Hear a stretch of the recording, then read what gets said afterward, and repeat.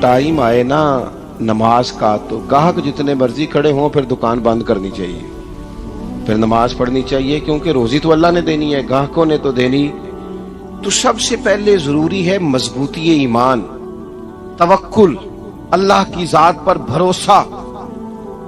آپ کبھی میدان کربلا کا پورا نقشہ اپنے سامنے رکھیں نا، پورا نقشہ، دو چیزیں ہیں۔ امام حسین کو نظر آ رہا ہے اب شہادت ہو جائے گی، اتنی بڑی فوج آئی ہے، خدا کی حکمت کے تقاضے سمجھ میں آ رہے ہیں، حالات کیا ہوں گے سمجھ آ رہی، پر ایک لمحے کے لیے بھی ان کا توکل کمزور نہیں ہوا۔ اپنے رب پر جو مضبوط بھروسہ ہے، مضبوط، سیدہ طیبہ طاہرہ حضرت فاطمہ الزہرا رضی اللہ تعالی عنہا نا اونٹ کے بالوں کی بنی ہوئی چادر اوڑھ کر چکی پیس رہی تھی۔ یہاں بیویاں بڑا روتی ہیں، غریبی بڑی ہے، بڑی غریبی ہے، حالانکہ اب کون بندہ پیبند والے کپڑے پہنتا ہے جی، دور ہی گزر گیا۔ اب تو بڑی مشکل سے وہ لوگ ملتے ہیں جو جوتا ٹوٹ جائے تو گانٹھ کے پہنے، ورنہ تو نئے جوتے آ جاتے ہیں۔ حضرت سیدہ پاک اونٹ کے بالوں کی بنی ہوئی چادر اوڑھ کے چکی پیس رہی تھی۔ نبی پاک صلی اللہ علیہ وسلم نے دیکھا، آنکھوں میں آنسو ضرور آئے، پر محبوب نے فرمایا فاطمہ دنیا میں تھوڑی سی تکلیف برداشت کرو، قیامت کی ساری عزتیں اللہ آپ کو ہی عطا فرمائے گا۔ تو توکل کی مضبوطی، اللہ کی ذات پر بھروسہ، اپنے رب کریم کے ساتھ امیدوں کا وابستہ کرنا، اس سے مضبوطی آئے۔ دوسرا فرمایا وَعَمِلُوا الصَّالِحَاتِ، بہترین عمل کیا جائے زندگی میں، نیک اعمال کیے جائے، وقت ضائع نہ کیا جائے، ہر وقت کوئی نہ کوئی کام بندہ کرتا رہے۔ یہاں بہت سارے لوگ ہیں جن کو لوگ نیک کہنا شروع کر دیتے ہیں نا، وہ سمجھ لیتے ہیں شاید ہم سچی مچی نیک ہیں۔ لوگ جو کہتے ہیں حضرت صاحب قبلہ، پیر صاحب قبلہ، میں یہ طالب علموں کو، دوستوں کو، بلکہ اپنے آپ کو بھی کئی دفعہ کہتا رہتا ہوں، اپنے آپ کو سمجھاتا ہوں کہ یہ لوگ تجھے کہہ رہے ہیں حضرت صاحب، یہ تو رات کو تو اپنے آپ سے پوچھنا، اپنے رب سے پوچھ، کبھی موقع ملے تو اپنی گریبان میں جھانک، غور کر کے تیری کیفیت کیا ہے، تنہائی میں تیرا دل اللہ سے جڑتا ہے کہ نہیں، عبادت میں دل لگتا ہے کہ نہیں، خدا کا خوف دل میں رہتا ہے کہ نہیں، غریب کی محبت، عزیزوں قربت والوں کا احساس طبیعت میں موجود رہتا ہے کہ نہیں۔ ویسے تو میرا مطلب ہے، لوگ کہہ دیتے ہیں حاجی صاحب آپ بڑے سخی ہیں، تو اس سے تو نہیں نا بندے نے سخی ہونا، سخی تو تب ہونا ہے جب اللہ کی بارگاہ میں مقبول ہوگا۔ اعمال صالحہ، نیک کام، اور وہ کرتا رہے بندہ، کوئی بھی کام اسے نیکی کا مل جائے نا۔ دیکھو نبی پاک صلی اللہ تعالی علیہ وسلم نے فرمایا نیکی کو کبھی حقیر نہیں سمجھنا، کبھی حقارت سے نہیں نیکی کرنی کہ یہ بڑی چھوٹی ہے تو میں اس کو کروں۔ اب فرمایا کبھی حقیر نہ سمجھنا، نیکی کا کام جو بھی ملے کر دینا۔ فرمایا اگر بھائی سے مسکرا کے ملو گے بھی نا تو اس پر بھی اللہ تمہیں صدقے کا ثواب عطا کرے گا۔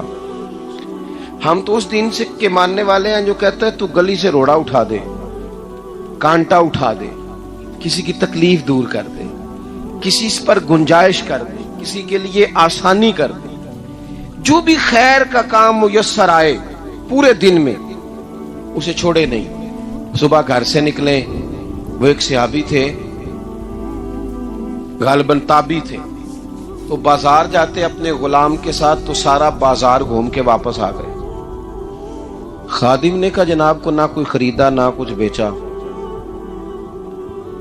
تو آپ سارا بازار گھوم کے آ گئے۔ فرمانے لگے تیرا کیا خیال ہے؟ میں نے کچھ بھی نہیں کیا۔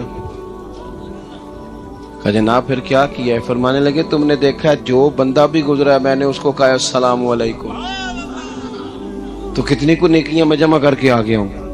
کوئی خیر جو میسر آئے، ہم سمجھتے ہیں کہ شاید کوئی کروڑ کو روپیہ ہوگا تو پوری مسجد بناؤں گا تو پھر میں نے نیکی کر دی، شاید جناب میں، حالانکہ یہ چھوٹے چھوٹے کام ہے نا، چھوٹے چھوٹے کام، ان کی تو زیادہ ضرورت ہوتی ہے، ان کی تو زیادہ حاجت ہوتی ہے۔ کوئی آپ رستے میں گزر رہے ہیں تو نیچے کوئی کھڈا بنا ہوا ہے، تو اس پر ہم کیا کرتے ہیں؟ گاڑی میں بیٹھ کے تبصرہ کرتے ہیں، اے روڈ کھورے کدوں بننا ہے؟ بھئی یہ کھڈا ہے نا، تو آپ نیچے اترے نا، تو آپ دھابڑا لیں نا، کئی پکڑے نا، یہ تو 5 منٹ کا کام ہے، یہاں آسانی کر دیں نا، آپ اس میں گنجائش کر دیں۔ حضور سید عالم علیہ السلام نے فرمایا، امام راضی نے حدیث لکھی ہے، قیامت کے دن ایک بندے کو اللہ معاف کرے گا تو مالک وہ بندہ عرض کرے گا، یا اللہ میں تو بڑا گنہگار ہوں، کس وجہ سے معافی ہوئی؟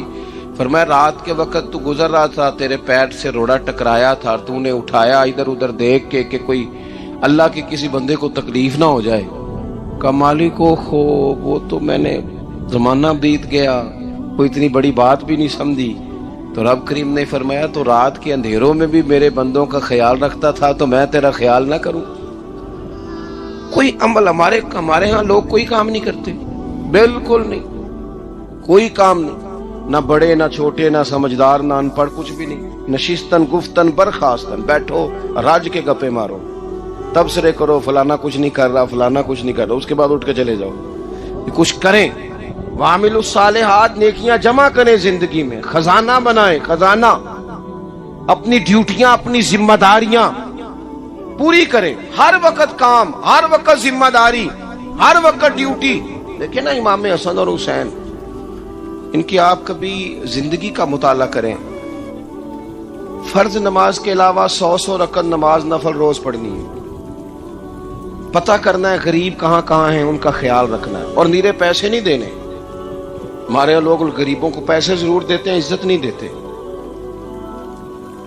ان کو 4 پیسے کی مدد ضرور کر دیتے ہیں، پر عزت نفس کا خیال نہیں رکھتے۔ امام زین العابدین رضی اللہ تعالیٰ عنہ فرماتے ہیں، گزر رہے تھے، آپ دیکھیں نا، امام غزالی حدیث لائے ہیں کہ بندہ اور کچھ نہ کرے، کسی مومن کا دل راضی کر دے تو اللہ 60 سال کی نفلی عبادت کا ثواب عطا کرتا ہے۔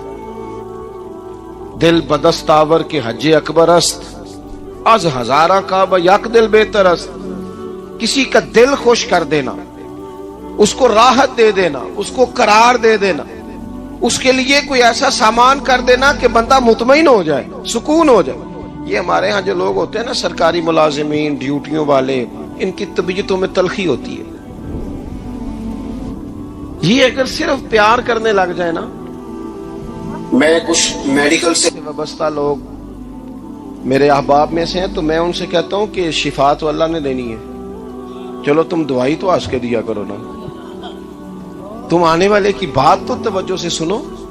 وہ بیچارہ اپنی بات، ہمارے ایک بزرگ تھے تو تعویذ لکھا کرتے تھے، بڑے عالم تھے، مجھے کچھ تھوڑی سی نا میرے دل میں ان کے بارے میں خفگی رہتی تھی کہ آپ اتنے بڑے عالم ہیں، آپ کتاب لکھیں، آپ تعویذ لکھ رہے ہیں، اور پھر لوگوں نے کمائی کرنی ہوتی ہے، آپ تو مفت دیتے ہیں سارا کچھ، اتنی لمبی ڈیوٹی، سارا دن بیٹھے رہتے ہیں آپ اور لکھتے تعویذ ہیں، پڑھائیں آپ۔ میں نے ایک دن ان سے گزارش کی، میں نے کہا شیخ آپ بڑے آدمی، جن لوگوں کو اللہ نے رسوخ فی العلم عطا فرمایا ہوتا ہے ان میں سے آپ، اللہ نے آپ کو پختگی دی ہے علم میں، شعوری عالم میں، آپ سارا دن تعویذ۔ فرمانے لگے یار میں تعویذ نہیں لکھتا، اصل مسئلہ یہ ہے کہ جو تعویذ لینے آتا ہے وہ اپنا سارا دکھ سناتا ہے، تو میں تعویذ نہیں لکھتا، میں نا بس لوگوں کے کلیجے ٹھنڈے کرتا ہوں۔ میں کسی کا، اب تو بچوں کے پاس ٹائم ہی نہیں، وہ تو ابا کا دکھ نہیں سنتے، بالکل نہیں، وہ تو ڈھونڈتے ہیں کوئی کونا ملے تو جا کے موبائل دیکھے، وہ تو بیٹھتے ہی نہیں۔ اماں کہہ رہی ہوتی ہے کہ پتر کو 10 منٹ میرے پاس بھی بیٹھا کر، لیکن پتر مصروف بڑا ہے، ویڈیو چڑھانی ہے اس نے، ٹک ٹاک بنانا ہے اس نے نئی تصویر چڑھانی۔ ہم الجھ گئے، یہ چیزیں انسان کو نفسیاتی طور پر کمزور کر دیتی ہیں۔ جو لوگ زیادہ یہ کام کرتے ہیں ان کے حافظے کمزور ہو جاتے ہیں، وہ الجھ جاتے ہیں، انہیں پتہ نہیں ہوتا رات میں نے کیا کہا تھا، صبح میں کیا کہہ رہا ہوں۔ ہر وقت نہیں، ضرورت کے وقت، ہر ٹائم نہیں، مخصوص اوقات میں۔ حضرت امام زین العابدین رضی اللہ تعالیٰ عنہ فرمانے لگے، ہم گزر رہے تھے، امام حسین ساتھ تھے،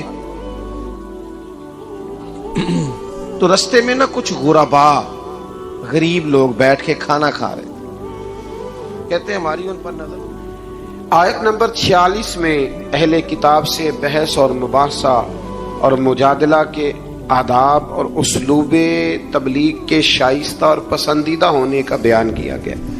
जब आप तबलीग करें तो आपके जुमले बड़े शुस्ता होने चाहिए, साफ सुथरी बात आप करें।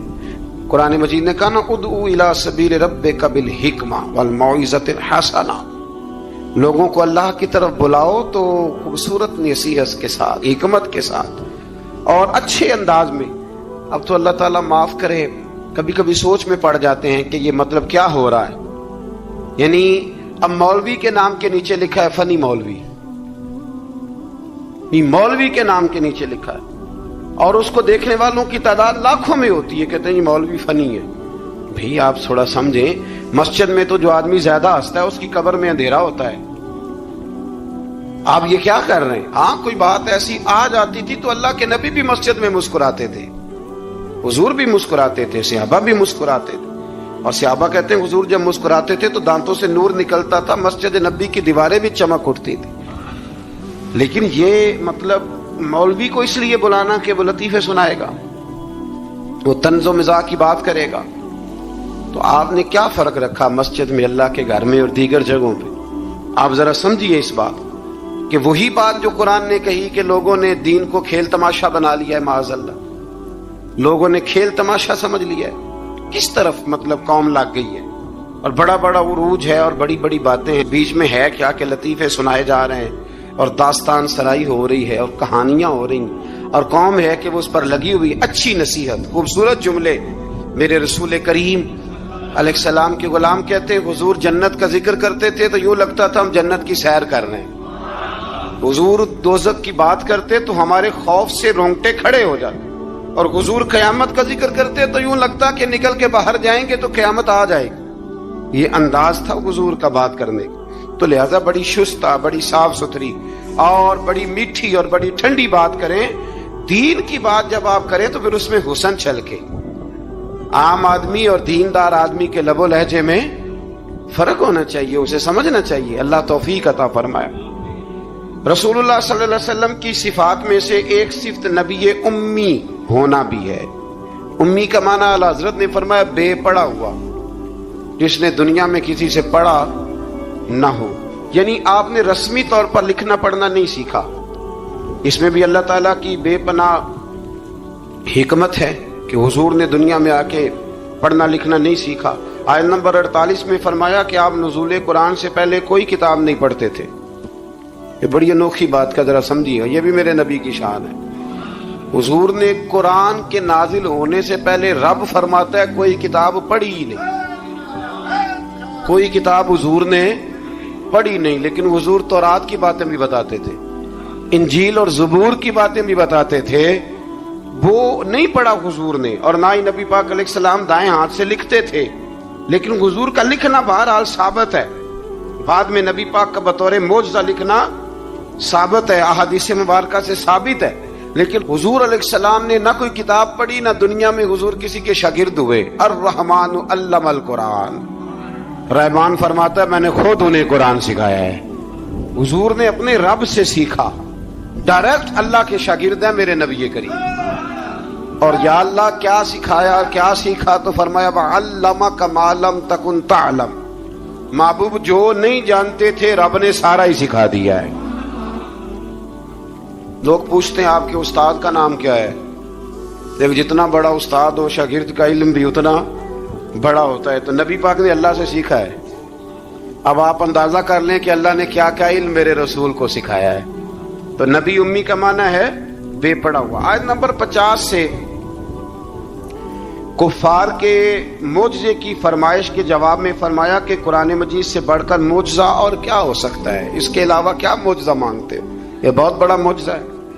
आज़ाब के मुतालबे पे फरमाया कि इसका एक वक्त मुकर्रर है, वो वक्त पे आएगा, किसी के कहने पर नहीं आएगा। आयत नंबर 56 में मोमिन बंदों को फरमाया जा रहा है कि जिस सर जमीन पर अल्लाह तबारक व तआला की रज़ा के मुताबिक जिंदगी गुजारना मुश्किल हो तो अल्लाह ताला की इबादत की खातिर वहां से ऐसी सरजमीन की तरफ हिजरत कर जाओ जहां तुम बेखौफ व खतर अपने रब की बंदगी कर सको। हिजरत करने का हुक्म दे दिया अगर कहीं खुल के इबादत करने का मौका मुयस्सर ना हो। मेरा ख्याल है कि दुनिया में शायद ही कोई ऐसा खिता हो جہاں کھل کر عبادت کرنے کا موقع میسر، میں نے برطانیہ میں ایک مدینہ مسجد دیکھی، بہت بڑی وسیع مسجد. میں نے ایک جمعہ وہاں پڑھایا، تو جمعے کے بعد ہم نمازیوں کے بیچ بیٹھے. میں نے کہا ہم نے بڑی شاندار مسجد بنائی. تو وہ کہنے لگے کہ یہاں کی حکومت نے ہمارے ساتھ تعاون کیا. آپ حیران ہوں گے میری بات سن کے. وہ کہنے لگے جب ہم مسجد تعمیر کر رہے تھے تو یہاں سے پیچھے سے ایک روڈ گزرتا تھا، ہماری مسجد میں آڑے آتا تھا، تو ہم نے گورنمنٹ کو اپلیکیشن دی کہ یہ روڈ آ رہا ہے. تو کہتے ہیں مسجد کی خاطر گورنمنٹ نے روڈ بند کر کے روڈ اوپر سے گزار دیا ہے.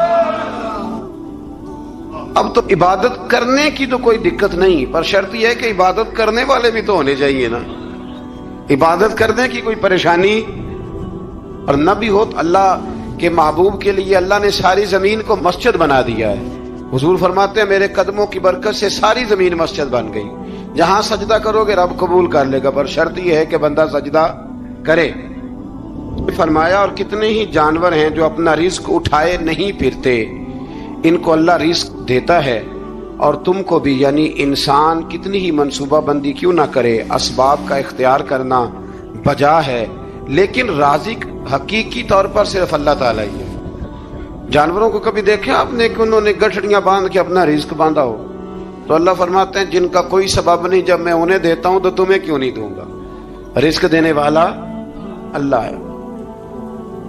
پھر آگے جا کے آیت نمبر 64 میں فرمایا کہ دنیاوی زندگی کے کھیل اور تماشا ہونے اور اخروی زندگی میں اصل زندگی ہی تمہارے لیے وہ ہے جو آخرت کی زندگی ہے. دنیاوی زندگی تو صرف کھیل اور تماشا ہے، کھیل ہے. مطلب جب کوئی دنیا سے چلا جاتا ہے تو پھر لوگ کیا کہتے ہیں، کوئی کیا کر سکتا ہے، کر سکتا ہے کچھ؟ یہ تو ایک کھیل اور تماشا سا ہے. مطلب میں نے بچے پالے تو پھر بعد میں میرے بچوں نے بچے پالنے شروع کر دیے، پھر ان کے بچوں نے بچے، اور بہت بڑا لفظ ہے جناب یہ ہمارے پاس، بچوں کے لیے کر رہا ہوں جی. اور ابا جی کی عمر 85 سال ہو جاتی ہے تو بچے کہتے ہیں ابا ایک دکان ہی دے دے. کہتے تو ہنوں نہیں دینی، اونج تہاڈے لیے کمایا ساری اوپر. تو میں کہتا ہوں یہ جو بچوں کا بہانہ ہے نا، یہ بہانہ ہے. بینک بیلنس اپنے نام کا، مکان اپنے نام، گاڑی، اور روز کہتا کیا ہے، اور بھائی میں یہ کہہ رہا ہوں کہ یہ بہانہ ہے. بچوں کے لیے ہے بالکل ٹھیک ہے، لیکن بچوں کے کام تو آئے گا نا ہمارے جانے کے بعد. آج تو مالک اور وارث ہم ہی ہے نا، اس لیے تھوڑا نکلیں اس کھیل تماشے سے، اس آخرت کی بھی فکر کریں. امام زین العابدین گھر میں نماز پڑھ رہے تھے تو آگ لگ گئی. لوگ بجھاتے رہے، امام صاحب نماز پڑھتے رہے. نماز کے بعد لوگوں نے کہا حضور ہم آگ بجھا رہے تھے، آپ نے توجہ ہی نہیں کی. فرمایا تم دنیا کی بجھا رہے تھے، میں قیامت کی بجھا رہا تھا، میں دوزخ کی آگ بجھا رہا تھا. ادھر بھی تھوڑی ثقلين والفريقين من عرب ومن عجم محمد سرور